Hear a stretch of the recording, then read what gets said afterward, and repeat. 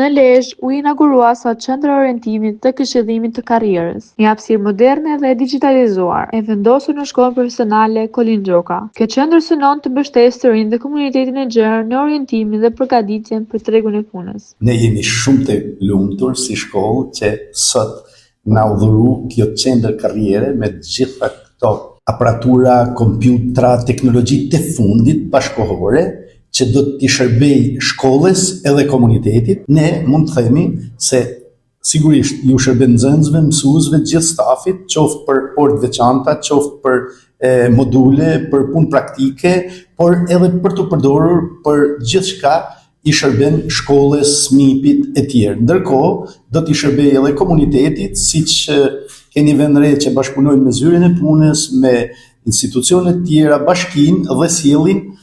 zonja apo zonjusha apo zotëri të kategorive të ndryshme, por kryesisht punëkërkues pa punë që zhvillojnë trajnime në këtë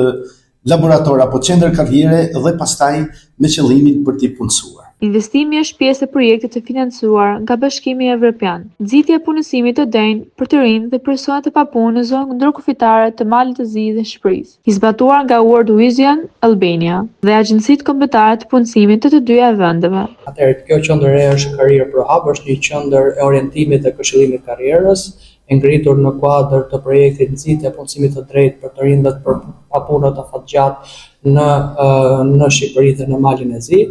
Dhe është e financuar nga programi bashkëpunimit ndërkufitar Mali Zi Shqipëri. Kjo është një qendër ku praktikisht të gjithë personat të cilët janë të rinj dhe të papunët do kenë mundësinë që të vinë, të kenë një qendër në të cilën ato do kenë marrin trajnime, do të orientohen mbi dhe do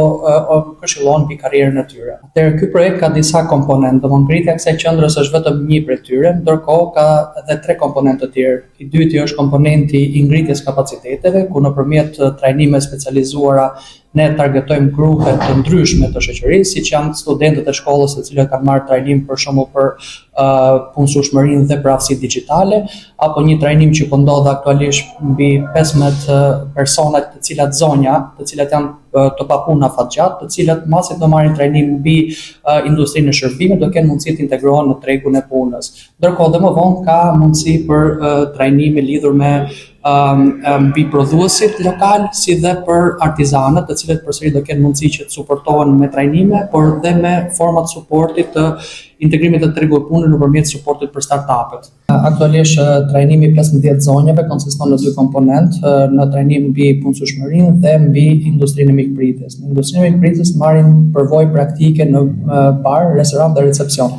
Në përfundim të trajnimit, 9 nga këto zonja do të përzidhen dhe projekti do t'i mbulojë koston e pagës së tyre minimale për 4 muaj në vit për gjatë muajve të dimrit, me qëllimin që biznesi pastaj të ketë incentivën për t'i mbajtur të punësuar për gjatë sezonit veror dhe duke siguruar në këtë mënyrë dhe qëndrueshmërinë e punësimit të tyre. Gjatë ceremonisë morën pjesë përfaqësues institucional dhe përfitues të projektit, përfshirë gratë e papuna nga Lezhë dhe nxënës të shkollë profesionale, të cilët kanë ndjekur trajnime për aftësi digjitale dhe praktike në sektorin e shërbimeve. Projekti do të vijojë me iniciativa të tjera për fuqizimin e të rinjve.